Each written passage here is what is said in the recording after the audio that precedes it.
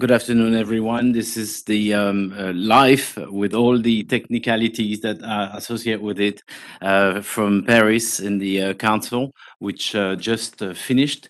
I have here with me ESA Director General Josef Aschbacher, together with two vice chairs of the council, Juan Carlos Cortés and Renato Pro.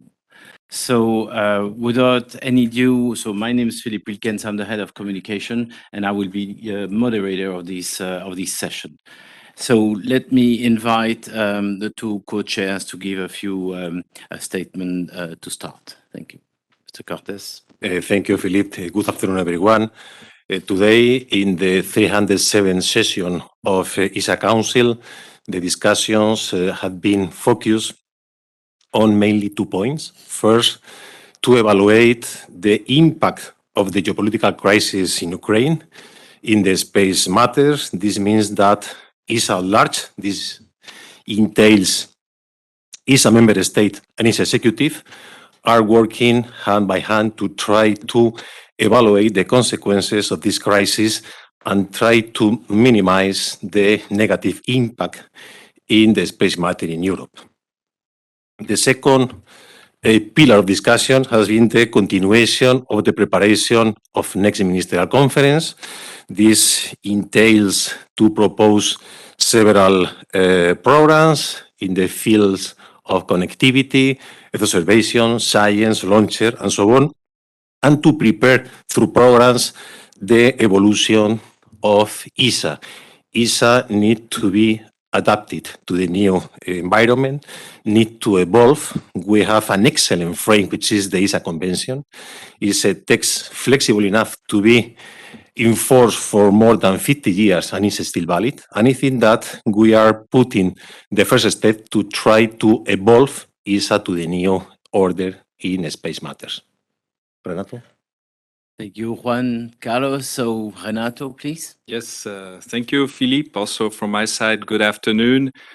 So the member states have been discussing the question on the needs to adapt and reinvent ESA. The upcoming ministerial will be an important milestone and an opportunity to, on one hand, ensure the excellence in strategic domains and reinforce activities where strong commercial growth is expected. And the Director General will talk about some of the decisions which have been taken today. I believe we had a good and frank debate by the delegation on the different positions, ranging from the role of ESA in the field of civil security, on commercialization, and into more future-oriented topics such as lunar economy. I would also like to take the opportunity to convey the gratitude from the Council for the large commitment of the ESA staff for their work in this quite difficult times. Thank you. Thank you, Renato. Before I give the word to Josef Aschbacher, please use the chat for the questions that you have. Make sure that you put your name in there so we can follow that in the Q&A. Josef, it's up to you. So thank you, Philippe, and thank you also to my co-chairs of ESA Council. As always, these are very important interactions which we have with all the member states, making sure that ESA is moving forward in a very consensual way and with very clear direction, which are given by our member states. So today's meeting was a very important one. We had a mix of topics. Some of the elements point into the future, which are certainly the ones related to the establishment of new activities and new programs. We have today, or the member states have today, decided on 3 particular programs that we will start. Just very briefly to mention them. One is called Civil Security from Space. As the name indicates, also in the context of the current geopolitical situation, we will look and we will prepare program proposals that are addressing civil and the underlying civil security aspects in the space domain. The number 2 proposal, which a program that has been agreed today to start, is called Moonlight. Some of you may be familiar with it. We had already interactions with the press to introduce this activity. It will be an activity or program that will establish a navigation and communication facility around the moon to be used by rovers, by astronauts for lunar exploration in particular. Again, here we have got the green light to start preparing the program. And the third one is Scale Up. Scale Up is very much supporting the commercialization effort of ESA. You all remember that in Agenda 2025, commercialization is a top priority, and this is a visible sign, a program that will be prepared to really initiate various activities related to commercialization. So these are the new programs adopted today. Of course, they all go with the other programs of the ministerial package towards November, and then obviously the subscriptions by member states in November will define and decide on these programs. Let me come back to some of the other decisions that have been made related to Ukraine, to the war in Ukraine, which of course has already caused or triggered a decision on ExoMars. This is all well known and has been well communicated. So there we are, just to recall for those of you who are not following on a daily level what's happening. We have initiated studies, technical studies and discussions with several partners in order to see and define the way forward. I will come back to the member states in summer, in July, with the consolidated results of these studies to ask for a decision how to proceed with ExoMars from now on. There are different options that are being investigated, and I don't want to go into detail right here because this is all work in progress, but certainly by the summertime, we will have a consolidated package as a basis for decisions. Then we have decided, or the member states have decided today, that particular cooperation activities with Roscosmos on Luna 25, Luna 26, and Luna 27 will be discontinued. In detail, this means that an instrument which was planned to be mounted on Luna 25, the instrument is called Pilot D, should be dismounted and not fly on that particular spacecraft. And I have already communicated this decision to the head of Roscosmos and also to request that this instrument is put in safe storage until it can be returned to ESA. Also, just to say that this does not mean that ESA is not having, or ESA member states are not having opportunities. We are investigating and we are proceeding with cooperation, in particular of the Prospect Lunar Drill, where we have secured a NASA-led commercial lunar payload services activity in order to fly this instrument on a future mission together with NASA. With this Prospect Lunar Drill was meant to be on Luna 27, again a mission was originally planned with Russia. I think I would sum up here just to recall that on the ISS operations, the situation is stable and the safety of crew and station, of course, is our main concern. Also to say that Matthias Maurer, who is now in the space station, is performing nominal operations and nominal tasks, and all is going very well. And also, as you have seen from other news announcements, the launch of Samantha Cristoforetti is planned for the 23rd of April on the Crew 4 together with SpaceX. I'd like to probably stop here and invite questions, feedback from the journalists. So thank you.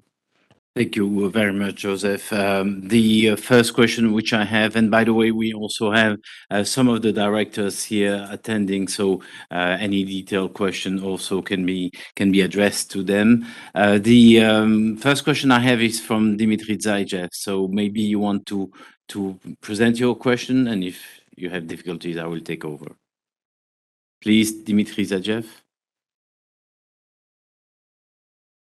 Can you switch on your mic and Okay, maybe you have a difficulty, so I can. Okay, good. I will read your question. So, what are you planning to do with the equipment that were sent to Russia? Will you try to retrieve it? And if not, is it hypothetically possible that Russia can do without the technical support of European specialists operating the equipment? No, thank you. What we will do, and this is also decided today, I will ask that this equipment be returned to Europe. First, of course, safely stored. Our teams will get in contact with Russian colleagues and ensure that the equipment is returned back to Europe. But I don't know whether David Barker is here with me or whether he wants to add anything. Thank you very much, and good afternoon. Yes, I can confirm everything the Director General has said. The current camera equipment known as Pilot D is installed on Luna 25. It is an experiment. It's not part of the operational spacecraft system. And so the request is to have this dismounted and returned at a convenient date in the future. So since we are on the equipment and Pilot D, there's a question here from Juliette Collen. Whether can you explain the importance of the Pilot D for Luna 25? Thank you. Happily take that question. So Pilot D was purely a camera designed to gather images to support the future use of a precision landing system called Pilot. And so it was not part of the operational landing system of Luna 25. As I said, it's purely an experiment. But Pilot D is a camera, and we wanted to gather images during the lunar landing to support the development of the full operational Pilot precision landing system, which is under development by ESA. Good. The next question is from Peter Deselding. Peter, would you like to put your question forward? You need to unmute, or we will unmute you. Peter?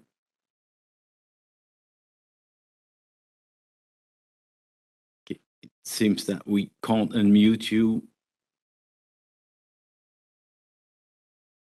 Good. So I have, fortunately, your question. So what is the status of securing AVOM engines from Ukraine for post-2022 Vega C launches, and how many engines have been delivered to Europe? Yeah, let me briefly start on this. So thank you, Peter. AVOM, at the last press conference here, we have actually indicated that we have sufficient engines, AVOM engines for 2022. The news is slightly better today. We have now sufficient engines for 22 and 23, and we are working on options, of course, for 24 onwards on different technologies. But I would like to take this opportunity to hand over to Daniel Neuenschwander to give more precise information. Thank you. Yes, thank you, DG. Good afternoon to all. So the situation is that, of course, we aim at the full continuity of Vega C launch services. As underlined by DG, we are right now including, of course, the maiden flight in a situation where we have the hardware to have ensure the manifest at least until end 23. We're taking additional risk mitigation measures to ensure the continuity beyond, and we are on a much more stable path than a month ago. And I think this is really very positive news. And I should also underline that the whole industrial chain under contract is fully mobilized to ensure this continuity. Good. I see no question in the chat, so I'm just wondering whether you've done okay. So Jonathan, let me try to unmute you myself.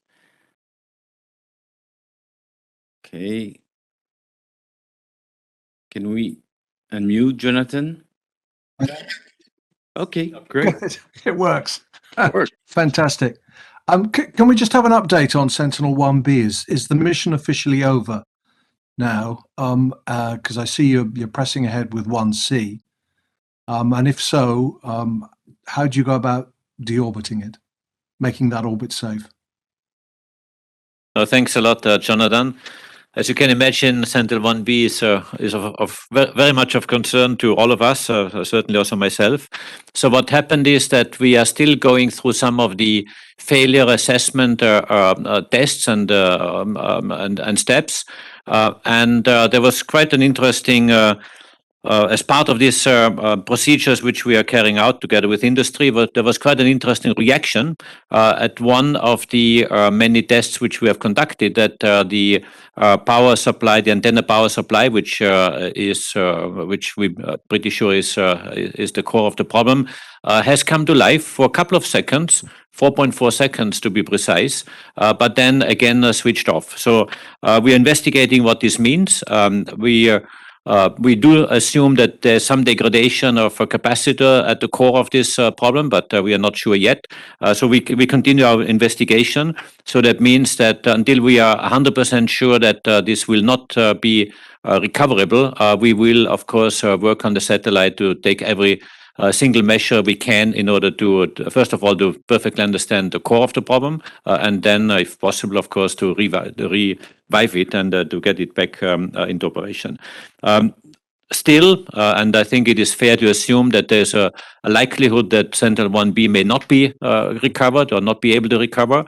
We have made concrete plans now for the launch of Sentinel-1C, and you have seen in the press announcement, the plan is now to launch on Vega C early next year, Sentinel-1C, and this I think is extremely important to ensure continuity of this type of data, which are really required by the users. We have got many requests that this is fundamental data that they need, and I'm very happy that we have a gap, but that we can close the gap in the near future. Thank you. I will give the word to Stefan Barensky from Aerospatiale. Stefan.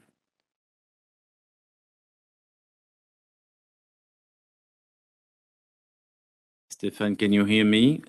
Can you talk? Or I read it. Is it possible to identify on which mission lander the lunar drill will fly? Or at least, what is the new schedule? Thank you very much for the question, Stefan. So maybe I should just unpack the different elements of our lunar robotics experiments. So we have the lunar drill and the full mass spectrometer package designed to search for volatiles, and that's called Prospect.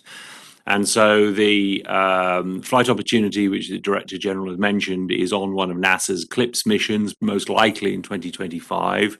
The specific mission has not been confirmed yet by NASA, but it is being manifested in due course. A sub-element of that mass spectrometer, which is designed to measure volatiles, has already been delivered for flight on the very first NASA CLIPS mission, the Peregrine lander of Astrobotic, and that has been delivered and installed and will fly as soon as the end of this year. And as a third element, as the press release mentions, the Director General last week was able to finally conclude the relationship, the agreement with JAXA to supply a version of the same mass spectrometer on the LUPEX lunar rover mission, which is a collaboration between JAXA and ISRO. And so versions of this scientific experiment will fly on 3 different missions in total. Follow-up question by André Meunier on the Luna 27. What is the status for the lunar drill for this mission? Thank you. Well, as I think I've indicated, the lunar drill is under full development. The contract was placed some time ago with Leonardo, and so we will adapt the development plan for Luna 27 to this NASA CLIPS mission. And I wouldn't be surprised we find other flight opportunities in due course, because it's a unique piece of European technology that derives, in fact, originally from the Rosetta drill and also the drill developed for ExoMars. Thank you. I have a question from Julio. Could you please introduce yourself and put your question forward, please? Julio?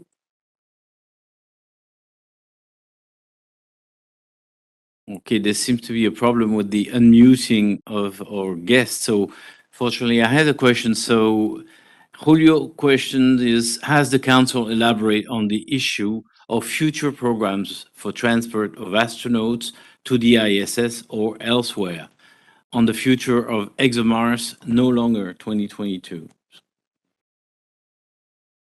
Okay, on the first part, let me start with the second one on ExoMars. As I mentioned before, what has been decided already is that we're now going through the studies, and I come back to the member states with concrete proposals how we move forward on ExoMars. So there was no further discussion or elaboration on this because the path is now very clear, and the next milestone is really July this year, when we know how we will proceed, at least based on the decision that will be made.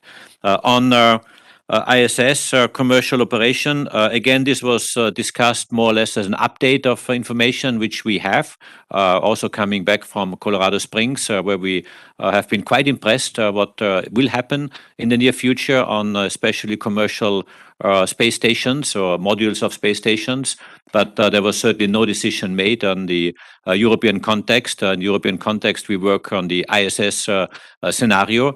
We nominally prepare our proposal for the ISS continuation beyond 2024, and we will have financial packages that we are having on the table today. Of course, all to be evolved, to be confirmed and consolidated with the delegations as we go. But the assumption today is that we will work on a scenario of a continued operation of the ISS beyond 24. What happens then towards the end of the decade, of course, is a different debate.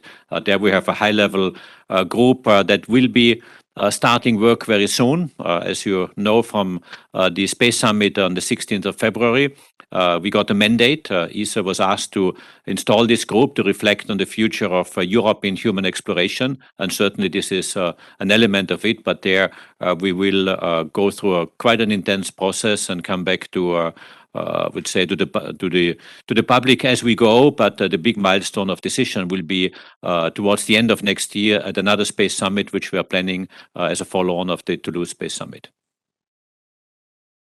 Thank you. So I would give the next question to Clive Cookson. Clive, can you speak? Seem to looking at I think the. I have. Okay. I think David's answered some of my questions about the future of the lunar instruments, because but I'd like, because I'm not steeped in the minutiae of these lunar projects, if you can guide me as to the likely timing of these flights, and whether I know you can't speak for Roscosmos, but were ESA's contributions essential for the lunar missions that Russia was planning? I mean, could they still go ahead without you? I'm asking that more from a technical point of view than a political point of view.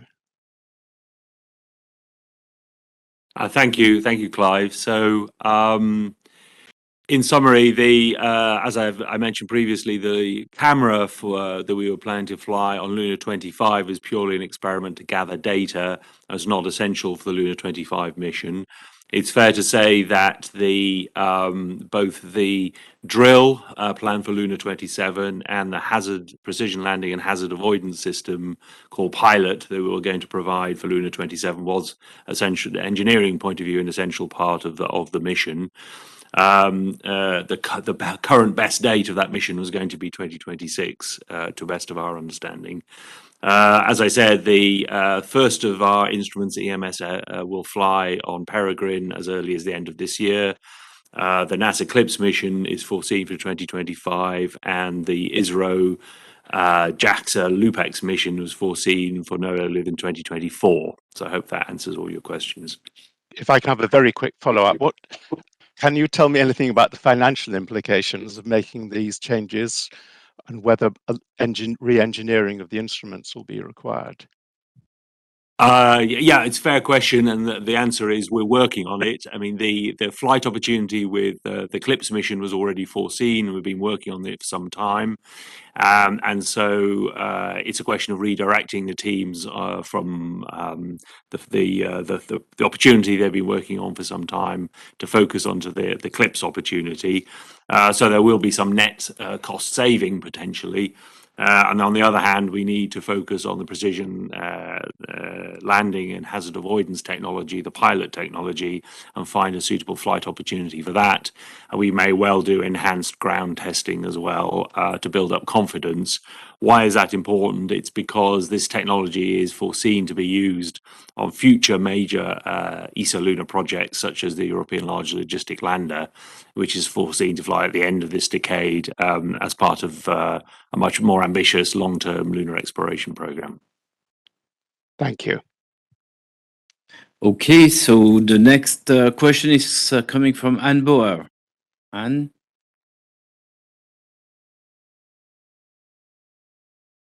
Anne, are you online?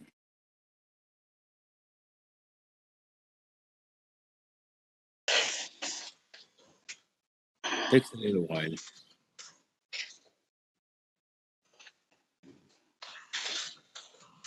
Okay, maybe I can bring your questions up. Is how can you assure a continuity without any reception or receiving of a new AVUM engine? So it's back question to the Vega C upper engine.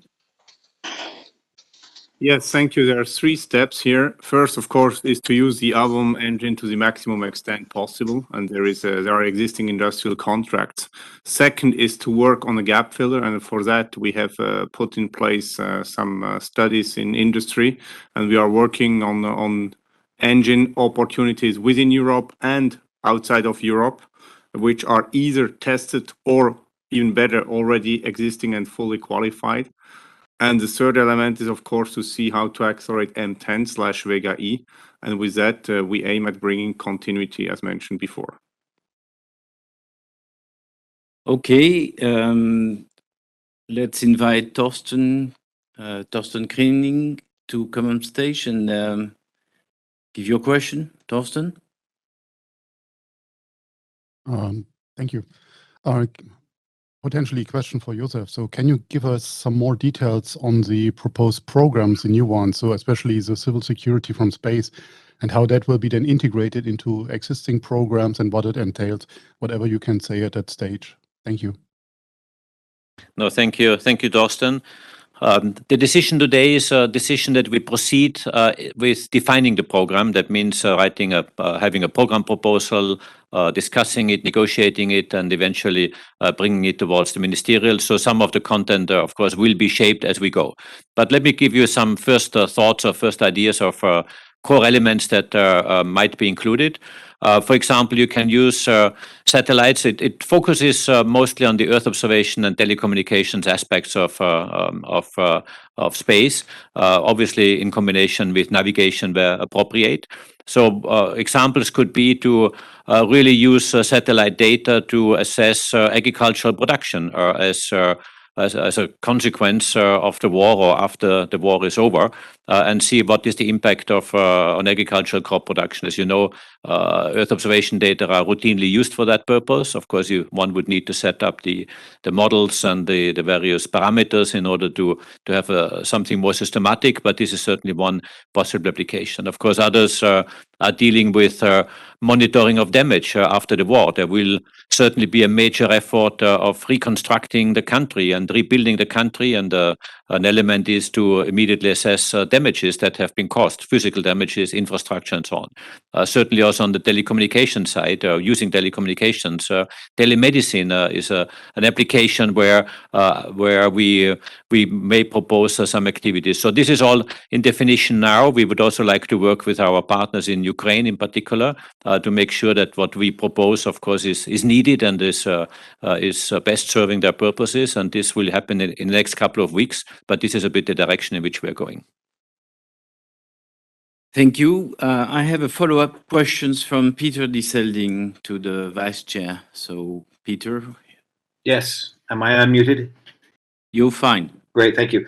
For both vice chairs, and I know it's a little premature, there's still 7 months to go before the ministerial conference, but I also know that ESA has to nail down figures, budgets, indicative from each member state several months before the ministerial meeting starts in late November. So I want to ask both of you, obviously not binding commitments, but we've been hearing some remarkable figures out there about what ESA is going to be proposing in terms of a budget increase to the ministers in November. Remarkable figures. So for both of you, from Spain and from Switzerland, are your governments, just speaking for your two governments, prepared for a very sizable increase in space spending at the ministerial in November? Thanks. Thank you, Peter. Thank you very much for your question.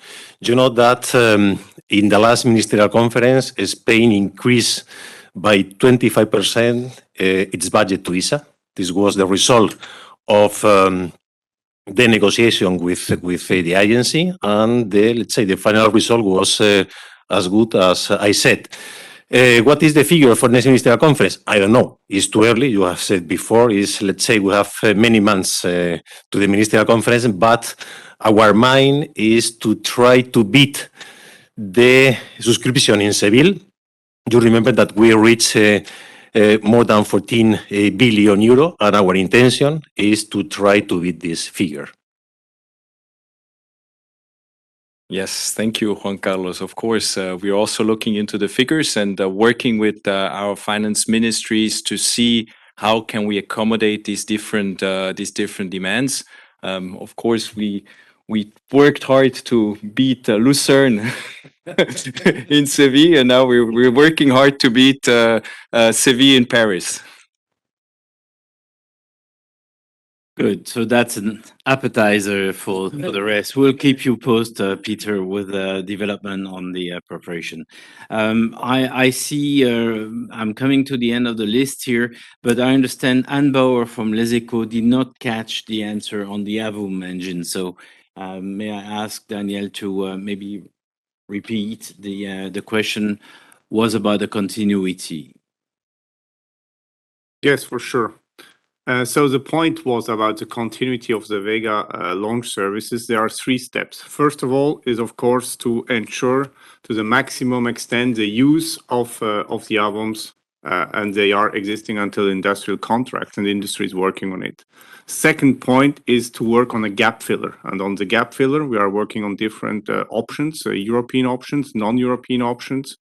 And for that, in order to be fast, because planning is absolutely critical, we base our work on either tested engines or better, if possible, qualified engines. And this shall serve as a gap filler. And the third element is, of course, to accelerate the development of the M10, which is anyhow under development, and which, as you know, is then the basis for Vega E.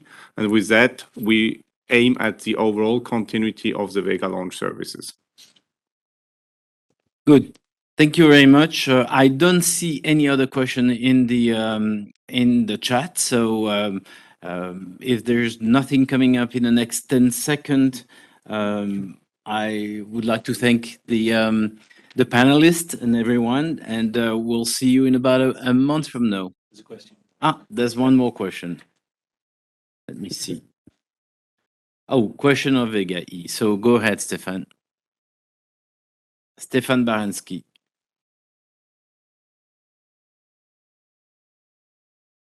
Takes a little while to unmute you, but it's coming.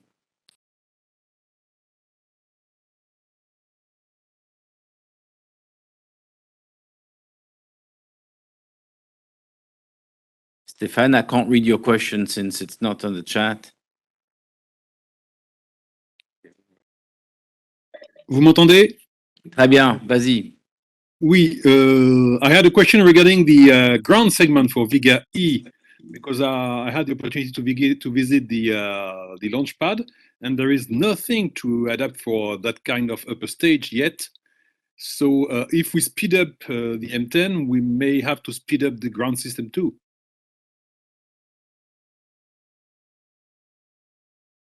Yes, merci, Stefan. A very good question. And of course, if we want to accelerate Vega E, we must have a pad. By the way, we want also to increase the flexibility on Vega C, which also requires some adaptation on the ground segment in French Guiana. So there are different works ongoing. It is part of our proposal to the Ministerial Council to take the necessary decisions to, on the one side, accelerate the flexibility for Vega C, with this, it does not only mean the launch pad, but also how the whole hardware is manufactured, integrated, and then brought to the pad. And secondly, on Vega E, we will need a dedicated pad. There are different options under study right now, but it's clear that this is a competitive advantage on which we have to also accelerate. Good, thank you. So we've been short, clear, and absolutely on time. For everyone who would like to see this session again, we will have a replay on ESA Web TV. I think, again, the two co-chairs, Renato Krohn and Juan Carlos Cortez, and ESA Director General with all the directors team. So see you in about a month for the next Council Working Group meeting. Thank you and have a good evening.